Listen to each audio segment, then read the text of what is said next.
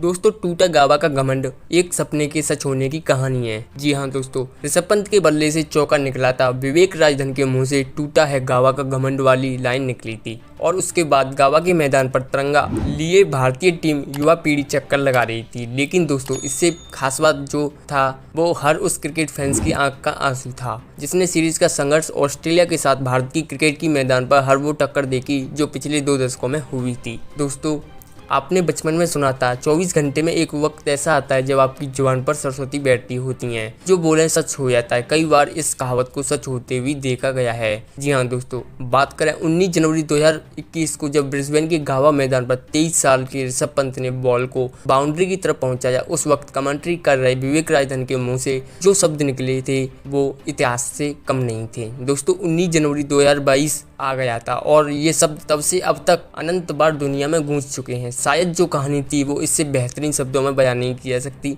दोस्तों, कोरोना काल के बीच साल 2022 कैसे निकला किसी को पता नहीं चला। हर कोई अपने घरों में था। उस साल के अंत में क्रिकेट फैंस के लिए एक उम्मीद थी जो जोश पैदा करती थी, वो था भारत और ऑस्ट्रेलिया का दौरा। जी हाँ दोस्तों, विराट कोहली की अगुवाई वाली इसी टीम ने 2018 में ऑस्ट्रेलिया को उसी के घर में मात दी थी। अब मौका इतिहास को दोहराना और दुनिया को ये बताना कि पिछली बार जो हुआ वो तुक्का नहीं था। पहला मुकाबला ऐसा हुआ कि वो भी इतिहास बन गया। दूसरी पारी में टीम इंडिया सिर्फ 36 रनों के स्कोर पर आउट हो गई थी। भारतीय क्रिकेट इतिहास का सबसे कम स्कोर ये वो चोट थी जो ऑस्ट्रेलिया को हिंदुस्तान तक हर भारतीय क्रिकेट प्रेमी ने महसूस की थी। कप्तान विराट कोहली पहले मैच के बाद वापस अपने घर लौट आए थे क्योंकि दोस्तों वो पिता बनने वाले थे और वो परिवार के साथ रहना चाहते थे। भारत ने दूसरा टेस्ट जीता, तीसरा टेस्ट लड़कर ड्रॉ करवाया। अब बारी आखिरी मुकाबले की थी। दोस्तों, ब्रिस्बेन का गाबा टेस्ट जिसकी दुहाई दुनिया में थी, उछाल वाली पिच मुंह पर पड़ने को तैयार बॉल पर 31 साल का अजय रिकॉर्ड जहां ऑस्ट्रेलिया को 3 दशक से कोई हरा नहीं पाया। 1-1 की बराबरी पर खड़ी सीरीज के लिए नतीजा निकालने का इससे बेहतरीन मैदान क्या हो सकता है। दोस्तों, कहानी सिर्फ क्रिकेट की मैदान तक ही नहीं है। गाबा टेस्ट जब शुरू हुआ तब तक भारतीय क्रिकेट टीम का ड्रेसिंग रूम किसी अस्पताल के बोर्ड से कम नहीं था, जहां हर मोड़ पर एक मरीज बैठा था। इसका सिलसिला पहले मैच से ही शुरू हो गया था। पहले मैच में मोहम्मद शमी को चोट लगी, दूसरे में उमेश यादव चोट गंवा बैठे। वहीं तीसरा मैच आया तो रविचंद्रन अश्विन और रविंद्र जडेजा और जसप्रीत बुमराह चोट लगवा बैठे थे। विराट कोहली घर जा चुके थे। ईशांत शर्मा दौरे पर चोट की वजह से आए नहीं थे। यानी कि दोस्तों, प्लेइंग 11 में शामिल होने वाले आधे खिलाड़ी आपके पास मौजूद ही नहीं थे। अजिंक्य रहाणे की अगुवाई में टीम इंडिया के सामने तब मैच जीतने की ही नहीं, प्लेइंग 11 में खिलाड़ियों को मैच लायक बनाने की चुनौती थी। दोस्तों, ऐसे में आखिरी बाण निकाला गया, यानी जो भी खड़ा है वह युद्ध भूमि में आखिरी दम तक लड़ेगा। ऐसे खिलाड़ियों को खिलाया गया जो इस दौरे पर सिर्फ इसलिए आए थे ताकि वो नेट्स में बल्लेबाजों को बॉल डाल सकें।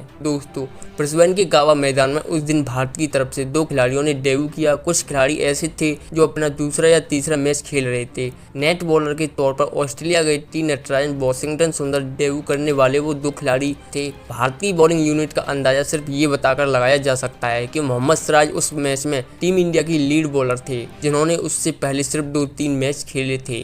वहीं दोस्तों, पहली बैटिंग ऑस्ट्रेलिया की आई जिसने 369 का स्कोर खड़ा कर दिया था।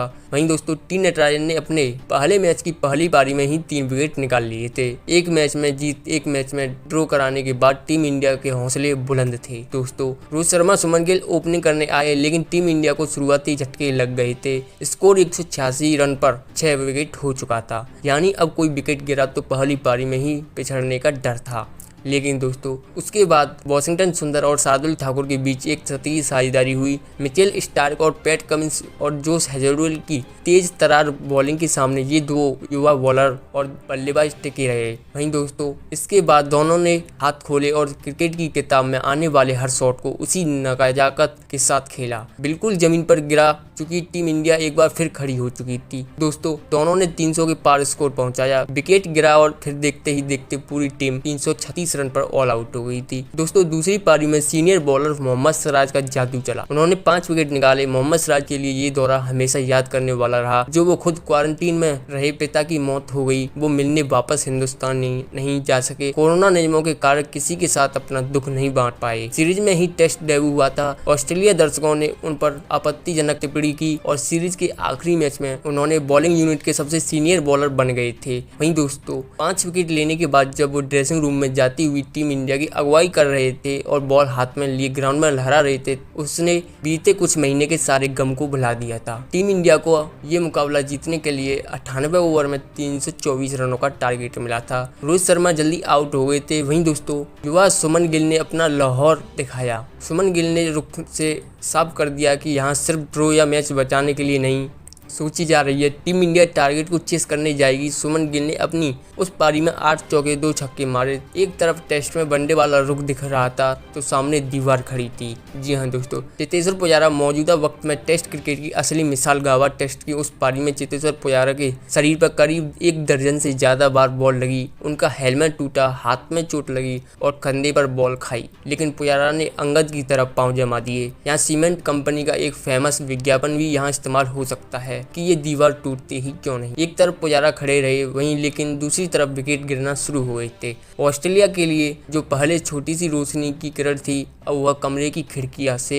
आ रही धूप बन चुकी थी। दोस्तों उम्मीद जागी तो टीम इंडिया के खड़े में डर भी लगा, क्योंकि एक तरफ अब बर्फ यानी चेतेश्वर पुजारा थे तो सामने आग आई थी यानी ऋषभ पंत। मैच अगर ड्रॉ करवाना हो या फिर जितवाना हो, उस आपके पास दोनों ऑप्शन साथ थे दोस्तों, लेकिन ऋषभ पंत ने अपने को सूट करता हुआ ऑप्शन चुना। ऑस्ट्रेलिया के उस बॉलिंग अटैक पर वो टूट पड़े। शायद मन बनाकर आए कि आज हार हो या पार होगा। समझदारी भरी बल्लेबाजी भी की और आक्रामक शॉट भी लगाए। खासकर नाथन लायन को ऋषभ पंत की उस पारी को जरूर भूलना चाहेंगे। पुजारा आउट हुए तो मयंक शार्दुल के साथ उन्होंने पारी को आगे बढ़ाने की कोशिश की दोस्तों, लेकिन अंत में वॉशिंगटन सुंदर के साथ छोटी सी पार्टनरशिप करके ऋषभ पंत ने आखिरी चौका अपने बल्ले से लगाया और गावा के घमंड को तोड़ दिया। दोस्तों ऋषभ पंत के बल्ले से चौका निकला था, विवेक राजन के मुंह से टूटा है गावा का घमंड वाली लाइन निकली थी और उसके बाद गावा के मैदान पर तिरंगा लिए टीम इंडिया की युवा पीढ़ी चक्कर लगा रही थी। लेकिन दोस्तों इस सबसे खास बात तब थी